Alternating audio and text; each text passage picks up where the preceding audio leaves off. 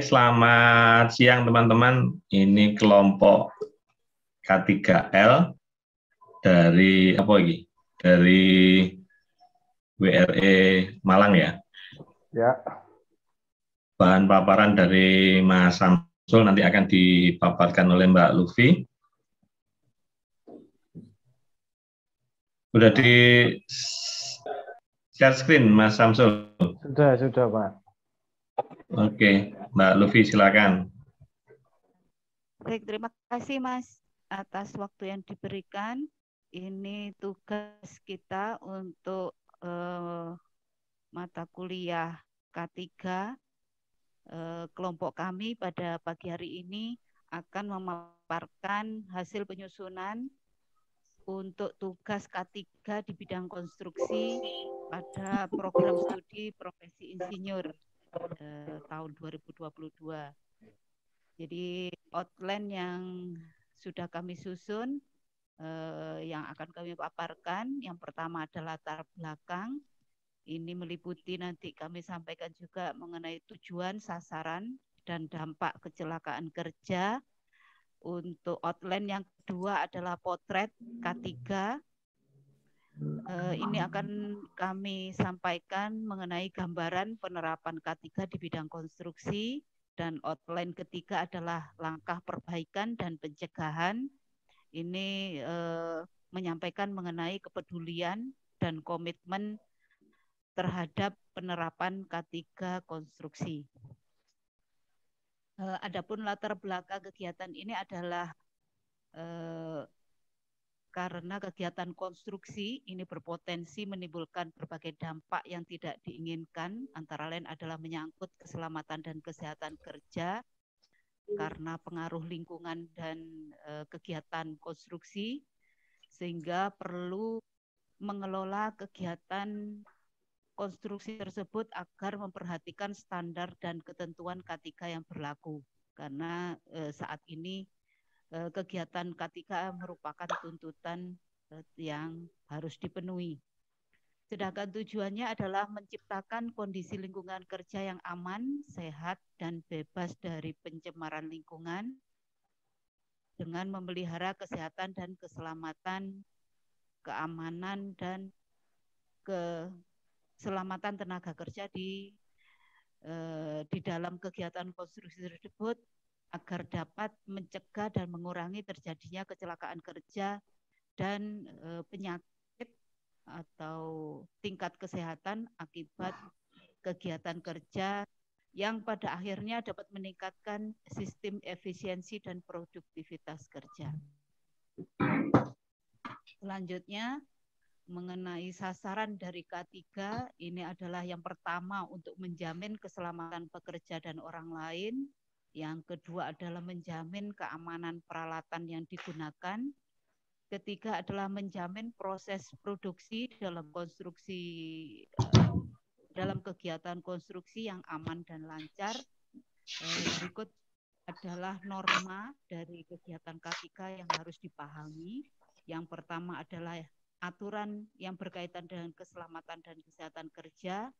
Kedua, diterapkannya K3 untuk melindungi seluruh tenaga kerja. Yang ketiga, mengurangi risiko kecelakaan dan penyakit akibat kegiatan kerja konstruksi. Adapun standar keselamatan kerja merupakan pengamanan sebagai tindakan keselamatan kerja seperti yang pertama perlindungan badan yang meliputi seluruh badan. Yang kedua adalah perlindungan peralatan termasuk mesin dan peralatan yang digunakan dalam kegiatan konstruksi. Yang ketiga pengamanan listrik sebagai sarana penunjang yang harus dicek secara berkala untuk menjamin keamanan dari digunakan untuk kegiatan konstruksi. Yang keempat adalah pengamanan ruangan, salah satunya meliputi sistem alarm. Selain itu juga alat pemadam kebakaran, penerangan yang cukup, ventilasi yang baik, dan jalur evakuasi khusus yang memadai. Selanjutnya ini adalah dampak kecelakaan kerja, ada 3 level, yaitu level makro, yang meliputi competitiveness index rendah, yang mana biaya kecelakaan kerja kurang lebih 4%. Yang kedua adalah level meso, ini performance corporate. Yang ketiga adalah level mikro, ini terdiri dari project delay, cost overrun, human aspect, injury, dan fatality. Ini adalah dampak tiga dampak kecelakaan kerja. Adapun dasar hukum K3 ini ditentukan berdasarkan undang-undang dan peraturan Menteri Tenaga Kerja, antara lain adalah Undang-Undang Nomor 1 Tahun 1970, Undang-Undang Nomor 21 Tahun 2003, dan Undang-Undang Nomor 13 Tahun 2003, serta Peraturan Menteri Tenaga Kerja Republik Indonesia Nomor 5 Tahun 1996. Ini adalah faktor penyebab dari hazard yang dibedakan menjadi 3 macam terhadap kecelakaan kerja, yaitu faktor manusia, faktor luar, dan sistem manajemen. Adapun faktor manusia merupakan potensi bahaya yang disebabkan oleh manusia sebagai pekerja, seperti human factor atau perilaku, kondisi fisik maupun kondisi mental dari manusia tersebut, dan adanya human error. Yang kedua adalah faktor luar yang merupakan potensi bahaya yang disebabkan oleh keadaan lingkungan sekitar yang mempengaruhi kegiatan konstruksi seperti sarana transportasi, cuaca, bencana alam, termasuk badai, banjir, tanah longsor, dan tir. Yang ketiga adalah sistem manajemen yang merupakan potensi bahaya yang disebabkan oleh penerapan sistem manajemen di lingkungan kerja. Ini ada 2 kondisi kasus kecelakaan kerja atau kegagalan yang terjadi pada kegiatan konstruksi yang disebabkan oleh 2 faktor utama, yaitu yang pertama adalah kondisi tidak aman atau unsafe condition, yang kedua adalah perilaku tidak aman atau unsafe action. Ini yang dipengaruhi oleh 3 faktor tadi. Selanjutnya ini adalah salah satu contoh kegiatan konstruksi yang dilakukan yang dapat berdampak menimbulkan pengaruh terhadap keselamatan dan kesehatan kerja. Yang pertama adalah pemasangan girder jembatan. Ini seperti tampak pada foto. Ini yang perlu diperhatikan untuk menjamin keselamatan dan kesehatan kerja kegiatan konstruksi pemasangan girder jembatan. Yang ketiga adalah overstress. Ini adalah kegagalan terhadap konstruksi karena faktor dari fisik konstruksi tersebut. Yang ketiga adalah scaffolding runtuh. Ini adalah karena ini adalah salah satu contoh kecelakaan kerja karena baik faktor human atau faktor dari alat yang digunakan.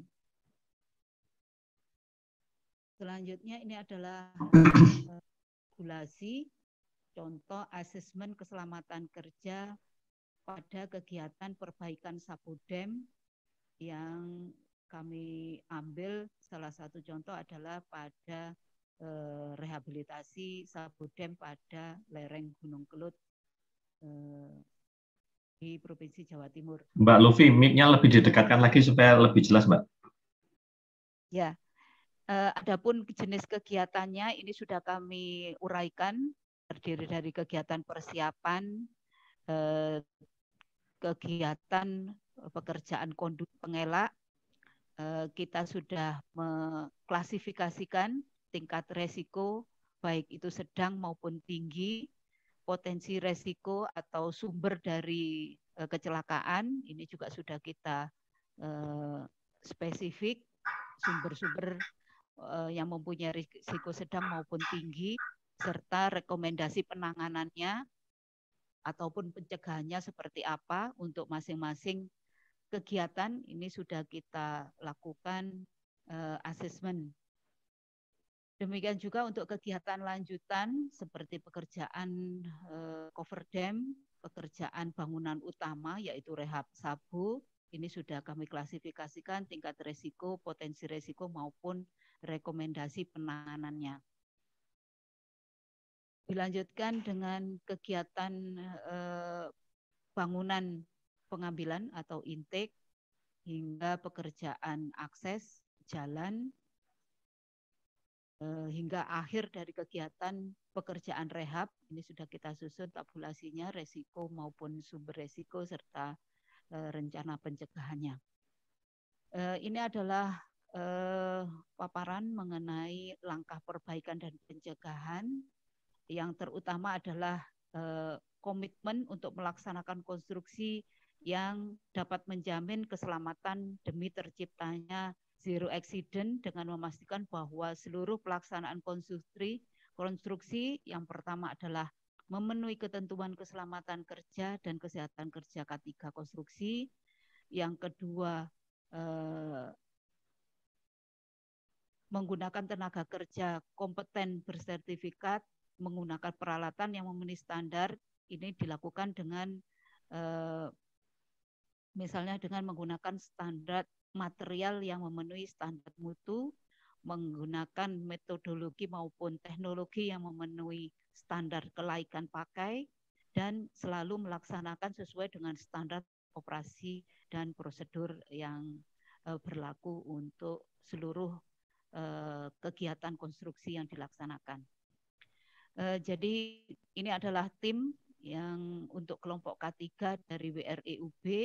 Ini saya sendiri, Lufisio Reningtyas. Ini tim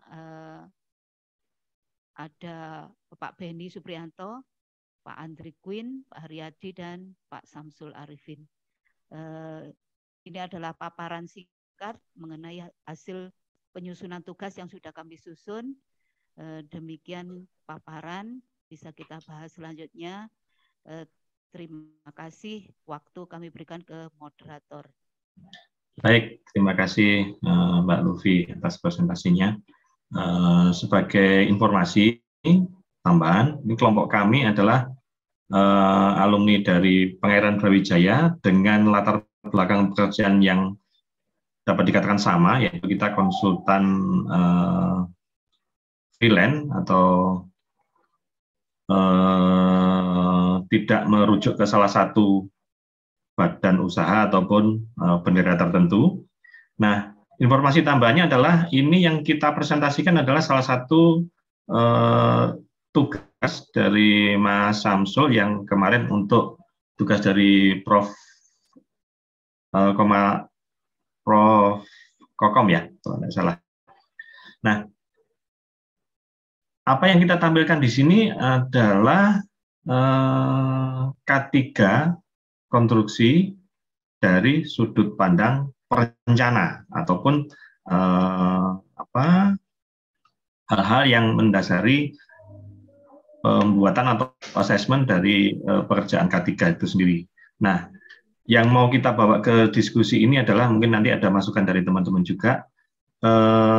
Sejauh yang pernah kita alami masing-masing, ternyata adalah pada saat kita merencanakan satu bangunan konstruksi, utamanya adalah konstruksi keairan, kita disyaratkan juga menyusun satu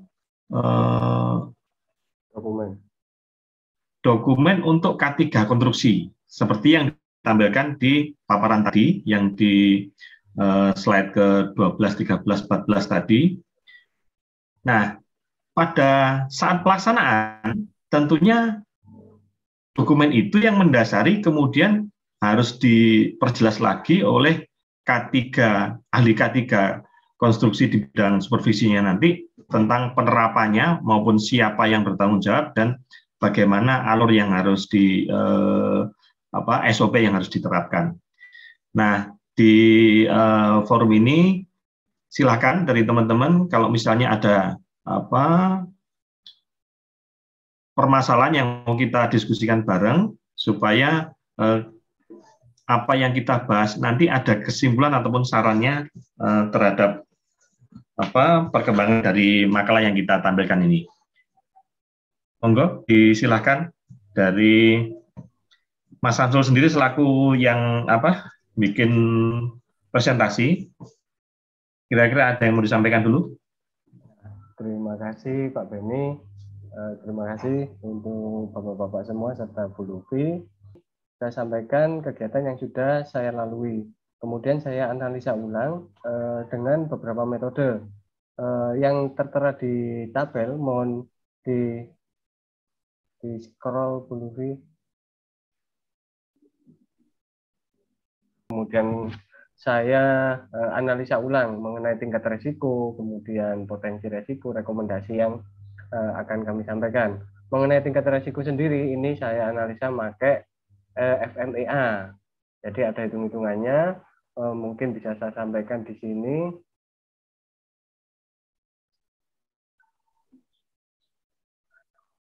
Jadi ada menggunakan metode FMEA, yaitu Value Model and Effect Analysis. Jadi dari situ kami susun ada perhitungannya untuk tingkat resikonya sedang, kemudian sampai dengan tinggi, itu ada perhitungannya juga memakai tabel-tabel yang ada di ketentuan. Ini mohon maaf waktunya habis Pak, mungkin di off dulu nanti di lanjut ya. Oke. Sudah langsung. Ini yang kita lisensi ya Pak? Bukan Pak, jadi kita pakai yang free. Jadi ini untuk menganalisa, jadi ada beberapa yaitu menganalisa tingkat keparahan, kemudian di sini ada beberapa skala mengenai sangat tinggi, tinggi, sedang, kecil, sangat kecil. Dan ini nanti berskala semua, kemudian ada analisa mengenai tingkat kejadiannya. Ini ada beberapa skala juga, kemudian skala deteksi yang nantinya juga kami lakukan analisa perhitungan mengenai RPN-nya, yaitu risk priority number-nya. Kemudian kami susun di dalam metode FMEA tadi, dan ini adalah perumusannya, kemudian kami skala, sehingga kami tuangkan di dalam tabel untuk skala untuk tingkat risiko yang kami sampaikan di sini. Mungkin menambahkan dari Bu Lufi tadi, jadi untuk beberapa kejadian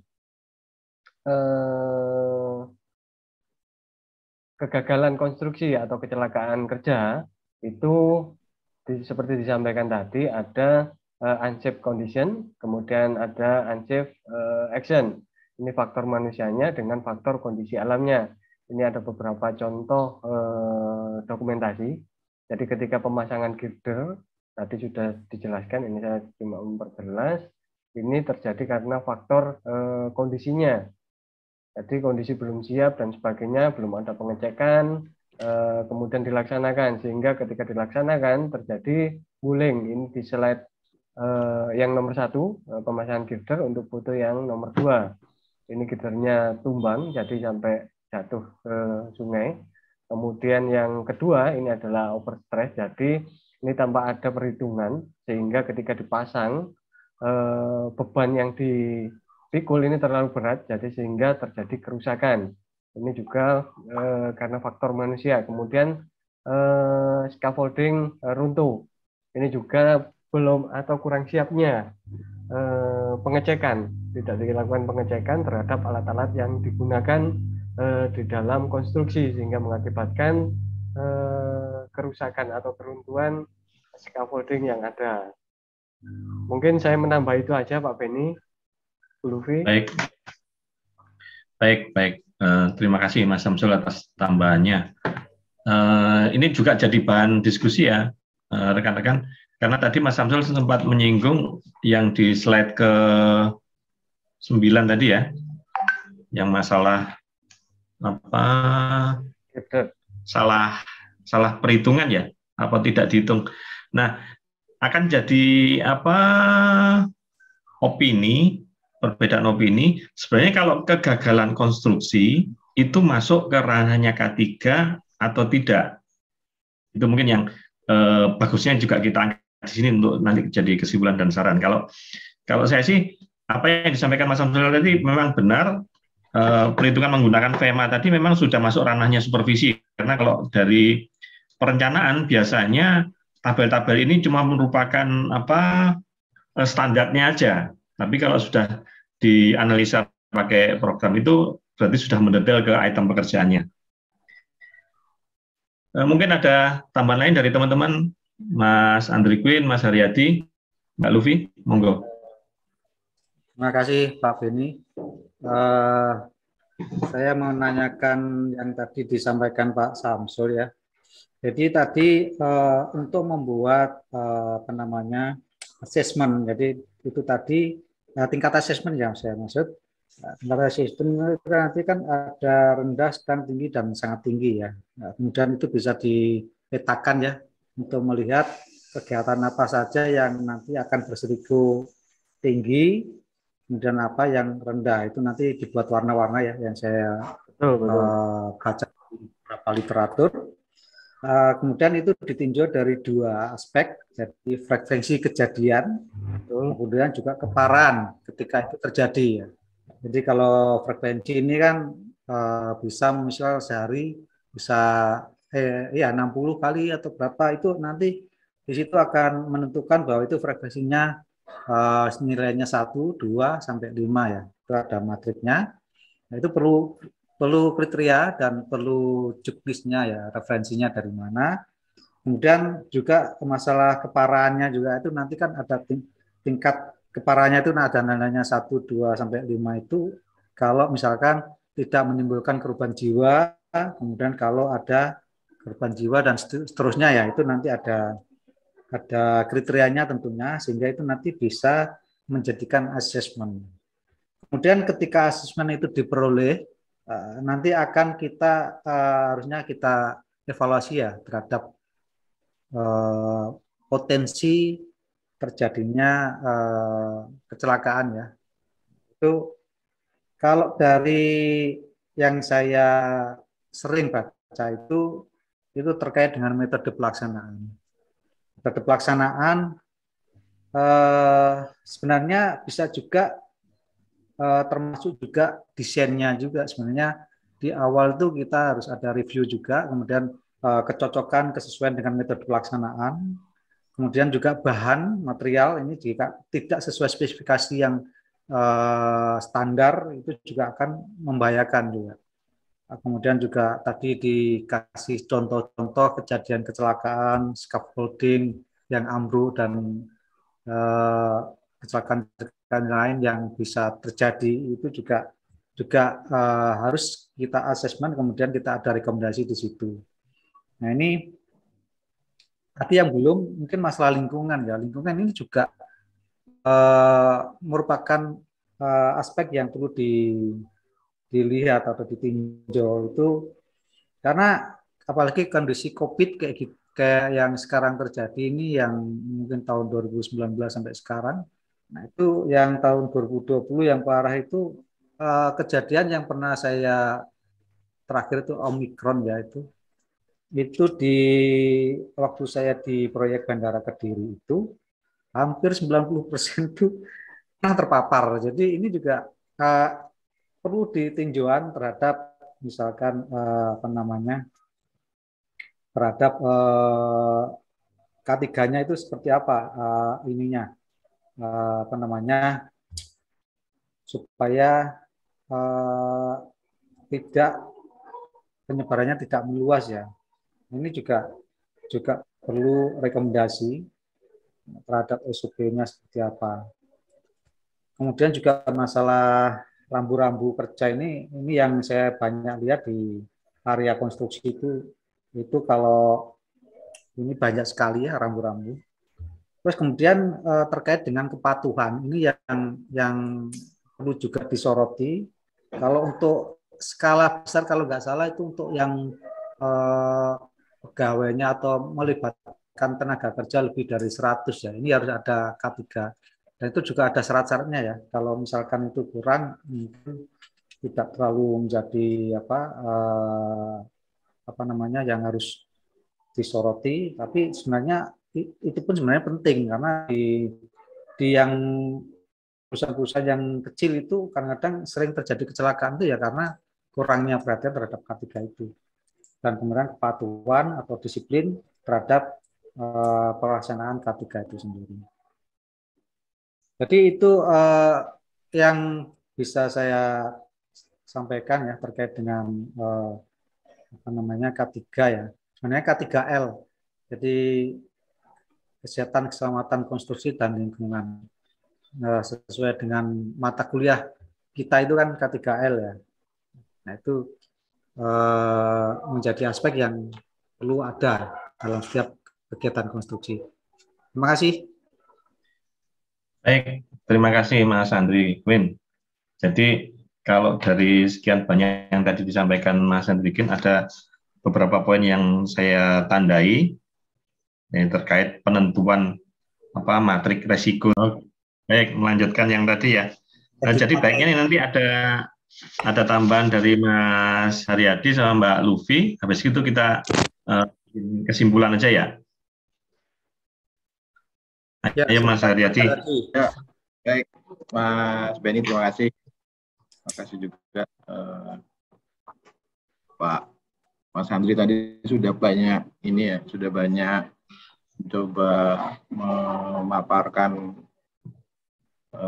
kira-kira apa yang perlu ditambahkan. Tapi mungkin ini mau tak elaborasi gini.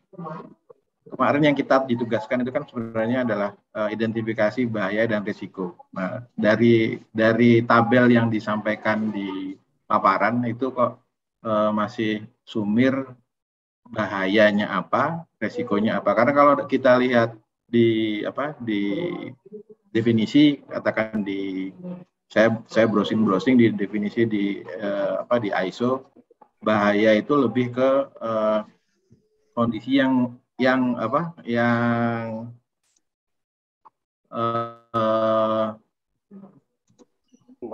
hazard atau bahaya itu adalah sumber atau situasi yang berpotensi menyebabkan cedera atau sakit. Nah, ini kan itu bahayanya. Sedangkan risiko sendiri itu kombinasi kemungkinan terjadinya peristiwa yang berhubungan dengan cedera parah pada suatu bahaya. Jadi risiko adalah sebuah hasil akhir dari bahaya.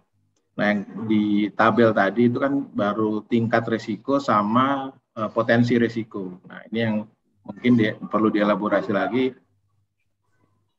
Jadinya misalkan bahaya tadi ada bahaya banjir kan, kita mesti menyebutnya sebagai bahaya banjir. Terus bahaya tertimpa galian, tadi kan ada risiko tertimpa galian kan ada. Mestinya dielaborasi dulu seperti itu atau langsung ke tingkat risiko dalam penentuan ini tinggi, sedang, rendah itu didasarkan terhadap kondisi bahayanya atau memang langsung kita tentukan dulu sebelum kita menghitung apakah ini masuk, menegaskan bahwa ini masuk ke tingkat risiko tinggi, sedang, rendah. Mungkin elaborasi itu serta karena tugas kita itu kan akhirnya adalah siapa yang melakukan asesmen, jadi siapa yang bertanggung jawab untuk katakan membuat SOP, mungkin SOP sudah ada, tapi yang melakukan penindakan terhadap SOP itu kan juga harusnya ada. Jadi jangan sampai kita di pekerjaan konstruksi itu sudah ada SOP tapi tidak ada yang menindak. Mungkin asesmennya nanti apakah perlu sampai ke ahli K3 ataukah cukup inspektornya K3. Nah, ini yang mungkin nanti ditambahkan juga karena di belakang sudah ada sebenarnya kolom asesmen tapi asesor tapi tidak ada asesornya. Siapa yang mungkin itu bisa ditambahkan. Kalau kemarin sebenarnya saya juga hampir mirip-mirip tugas yang saya sampaikan ke Prof. Komariatus itu sebenarnya hampir sama dengan yang disampaikan Samsul, cuma sedikit elaborasi tapi agak rancu juga karena yang disampaikan Samsul di tabelnya itu general pekerjaan-pekerjaan yang dari RAB kan, dari RAB pekerjaannya misalkan persiapan itu isinya ini, tapi tingkat bahaya di pekerjaan persiapan itu juga kalau yang saya sampaikan ke Prof kan adalah tingkat bahayanya apa, kemudian risikonya apa. Mungkin itu dari saya. Jadi kalau memang kita tambahkan aja lah sebagai sebuah pelengkap lagi untuk sempurnanya tugas. Terima kasih Pak Beni. Ya, makasih Mas Haryadi. Makanya tadi kan tempat saya tanyakan karena saya rancunya itu saya pikir merupakan SMK 3 tapi produknya perencanaan, tapi menurut informasinya Mas Samsul itu diambil dari laporan dari SMK 3 supervisi. Yang sejauh yang saya alami memang selama ini K3 baru merupakan satu pelengkap dari pekerjaan kita selaku konsultan, baik itu perencana maupun supervisi. Jadi yang penting ada laporan SMK 3-nya. Masalah pelaksanaannya memang kita masih mundur berapa tahun, kita masih belum siap untuk benar-benar melakukan itu. Jadi mungkin itu yang nanti juga jadi catatan akhir di kita bahwa penegakan ataupun SOP ataupun ketaatan terhadap SOP itu memang perlu kita garis tebal lagi supaya, tapi mungkin jadi tambahan pekerjaan ya bagi kita ya. Tapi intinya kalau kita mau mencapai satu kondisi K3L yang ideal, banyak prosedur maupun syarat-syarat yang harus kita penuhi. Ada tambahan lagi dari Mbak Lufi? Monggo, silakan.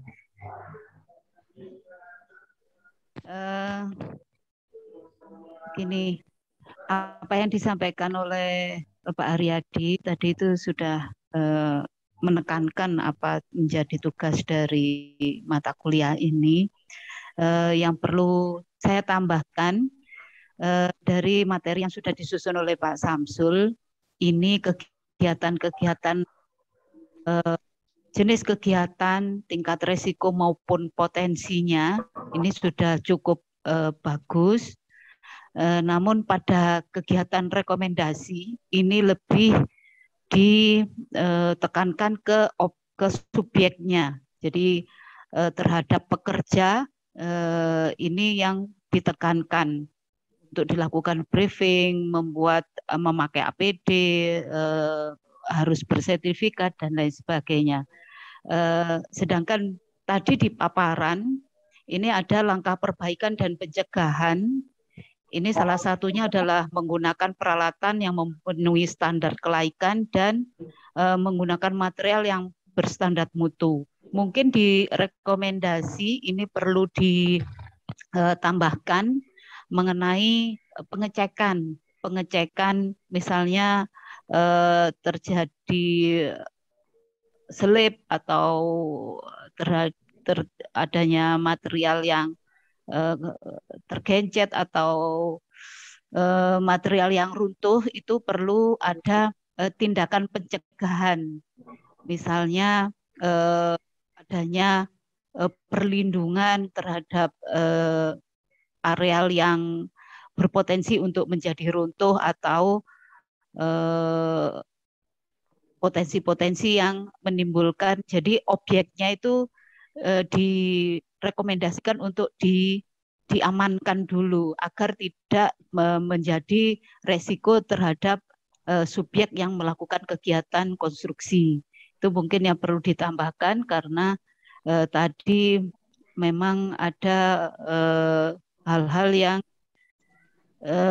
termasuk di langkah pencegahan, termasuk juga melaksanakan sesuai standar operasi dan prosedur. Mungkin itu Pak Beni, tambahan untuk kegiatan rekomendasi pada tabulasi K3 yang sudah disusun. Mungkin nanti sebagai catatan akhirnya adalah kita sama-sama sepakat bahwa K3 konstruksi ataupun K3L sesuai dengan tugas mata kuliah kita di bidang konsultansi seperti kita, baik itu untuk perencanaan maupun supervisi, masih ada beberapa hal yang perlu diperjelas lagi. Yang pertama adalah mengenai matrik risiko atau penentuan resikonya tadi yang diutarakan oleh Mas Andri. Kemudian saya garis bawahi lagi ada kualifikasi tenaga ahli K3, baik itu dari konsultan, misalnya konsultan supervisi pada saat pelaksanaan, maupun dari kontraktor. Kemarin kan waktu kuliah ada juga yang menanyakan ya, dari konsultannya tenaga ahli K3, tapi dari kontraktornya cukup ahli muda, yang kadang baru fresh graduate jadi. Nah, akhirnya kan penentuan siapa asesornya seperti yang ditanyakan oleh Mas Haryadi tadi, itu akhirnya nggak akan tercapai titik kata sepakat karena background yang berbeda dan pengertian terhadap desain tadi juga berbeda. Kalau mengacu dari apa yang disampaikan dari materi dari Mas Samsul bahwa ada kegagalan konstruksi atau kesalahan desain dan segala macam.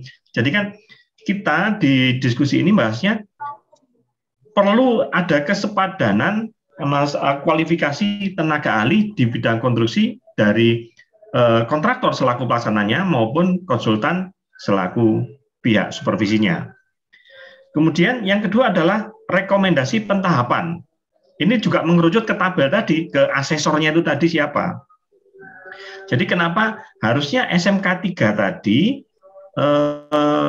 merupakan satu dokumen yang final yang berupa SOP. Tapi selama ini, selain dari pekerjaan yang besar-besar, yang misalnya memang paket bandara, paket jembatan, atau jalan tol, atau itu kan memang sudah SMK 3 menjadi dokumen yang resmi dan wajib jadi kitabnya lah untuk pekerjaan fisik maupun supervisinya. Tapi di pekerjaan kita yang relatif lebih kecil, itu hanya pelengkap aja. Jadi saya pikir sebagai catatan kita di sini, kita perlu menyuarakan bahwa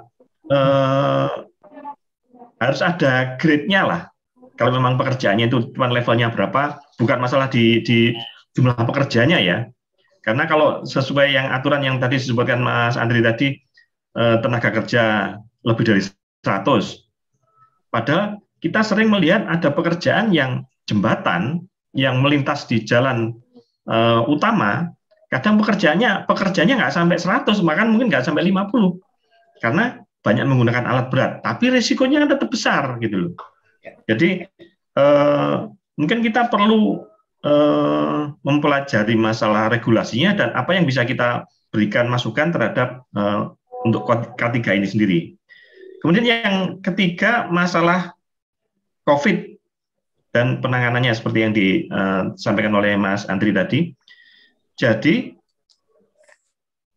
pada saat pandemi COVID kemarin memang ada aturan tambahan bahwa biaya penanganan COVID itu dimasukkan ke tanggungan pelaksana, dalam hal ini kontraktor ataupun konsultan supervisi. Itu biayanya masuk, tapi tidak ada petunjuk pelaksanaan nominalnya sampai berapa. Atau misalnya terjadi COVID dengan lebih dari berapa persen tenaga kerja, akibatnya ke progres itu seperti apa itu belum ada. Jadi mungkin ini beberapa item yang kita garis bawahi sebagai saran ke regulator atau pemerintah ya. Kalau dari kita, dari yang basicnya konsultan, ada kurang lebih ada 4 tadi ya, 4 hal ya. Penentuan atau asesmen resiko tadi, kemudian rekomendasi pentahapan, kemudian masalah kualifikasi tenaga ahli, dan petunjuk pelaksanaan tentang penanganan COVID. Jadi mungkin itu yang saya garis bawahi dari hasil kita ini tadi. Kalau mungkin masih ada tambahan lagi, monggo silakan ditambahkan. Iya, terima kasih Pak Beni. Jadi yang pertama terkait dengan tadi masalah kewajiban membuat dokumen K3L, kemudian kalau di konsultan kan biasanya untuk perencanaan kita sudah diminta untuk SMK juga ya, SMK 2 atau SMK 3. Iya. Nah itu waktu itu pernah saya menanyakan itu, ternyata kontennya SMK 3 itu yang dibuat konsultan tuh untuk kegiatan konsultan sendiri ya, konsultan sendiri, tapi ada ya ini mungkin bisa ini juga ya, dikoreksi juga. Tapi saya lihat beberapa yang sudah disetujui oleh Balai itu SMK 3 itu sebenarnya untuk konstruksinya. Jadi seperti apa ya, kita membuat draft K3 sebenarnya. Seperti nanti misalkan potensi di sana terjadi masalah sosial masyarakatnya di sana seperti apa, itu diungkapkan di situ. Jadi di pelaksanaan saat konstruksi itu sudah tahu ya nanti seperti apa di sana, kemudian lokasinya seperti apa, kondisi masyarakatnya seperti apa. Nah itu nanti yang akan difinalkan oleh kontraktor, seharusnya seperti itu ya kalau saya melihat tujuannya dari yang kita buat, seperti itu. Terus kemudian tentang asesmen, ini kan tadi udah saya sampaikan ya, berarti ada kalau menurut saya ini ada beberapa item yang kita tinjau, jadi supaya kita keselamatan kerjanya ini benar-benar bisa lebih baik ya. Pertama terkait dengan review desainnya, ini nanti kan harus dilakukan oleh seorang konsultan supervisi. Kemudian metode pelaksanaan ini juga nanti harus kontraktor ini yang harus mengajukan dulu, kemudian dibahas di konsultan manajemen barangkali. Kemudian ada material yang dipakai, ini juga nanti spesifikasi teknis ya, ini juga nanti harusnya dari hasil perencanaan konsultan nanti harus dicek dengan kesesuaian termasuk standar-standarnya.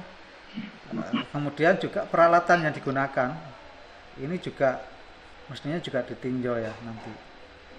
Nah, yang terakhir itu masalah lingkungan, kemudian pengaturan lalu lintas, saya rasa itu juga perlu dipersiapkan di K3-nya itu. Saya rasa itu ya mungkin tambahan dari saya. Terima kasih. Baik, terima kasih. Dari teman-teman yang lain ada tambahan lagi? Sudah cukup Pak Beni. Ini yang ngerekord Mas Andri ini ya? Ini saya rekod. Selain rekod saya juga screen record sama yang satunya tadi ya? Iya, ini saya juga screen record.